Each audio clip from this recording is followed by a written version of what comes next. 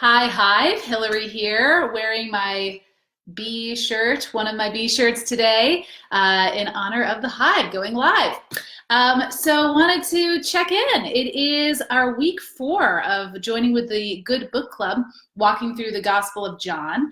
And today we're doing the I am statement that goes along with the I am the gate. So let me read that to you here. Let me pull it up. So Jesus said to them, "Very truly I tell you, I am the gate for the sheep. All who came before me were thieves and bandits, but the sheep did not listen to them. I am the gate. Whoever enters by me will be saved and will come in and go out and find pasture. The thief comes out only to destroy and kill. I come that they may have life and have it abundantly." Okay, a lot to unpack there, especially for those of us who may not be shepherds in the ancient Near East, which is probably all of us. So the I am statements, remember, we're tapping into the way Jesus is describing himself, the way he is describing the kingdom of God coming near, and all of the ways that his very ministry and life and being are associated with the great I am, taking us all the way back to Moses' time. You remember that when Moses was fleeing from Pharaoh after having committed murder, he went and he lived as a shepherd for a while before God called him to go on and be one of the greatest prophets ever and to help liberate God's people.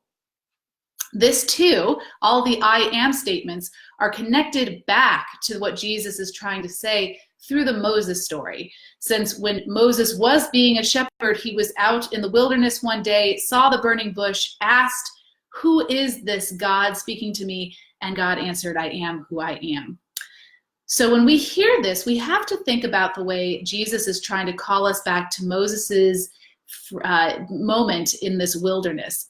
He is perhaps a free man on paper, but he's living a life running and being worried about being caught. And he's going to be helping a people who are not free in any way, his own people who are enslaved in Egypt, and break free.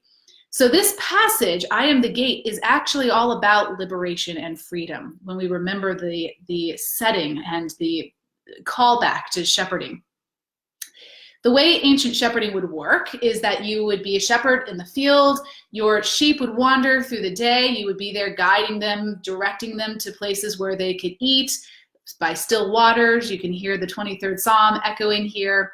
And they would then follow you throughout the day, listening to the sound of your voice.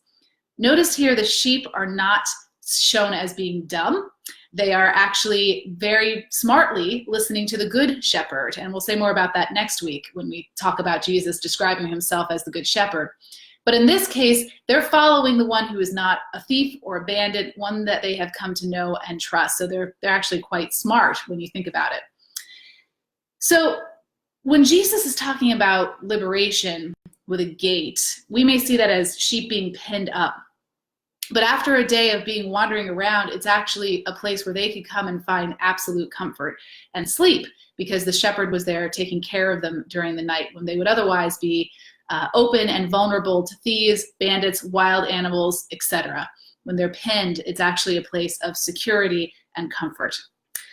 So what does this have to do with us, as I guess being the sheep in the metaphor here? Well, there's 2 pieces to this. One, it's a gate that Jesus says he opens freely. Sheep can go in and out and find pasture.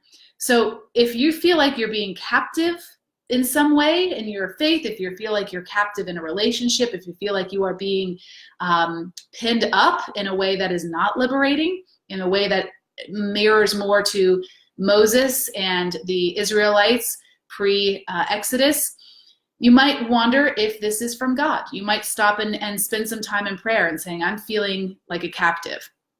Because Jesus is clearly saying here that he wants us to go into this world, to explore, to feel and taste freedom, and to feel that inside ourselves as well.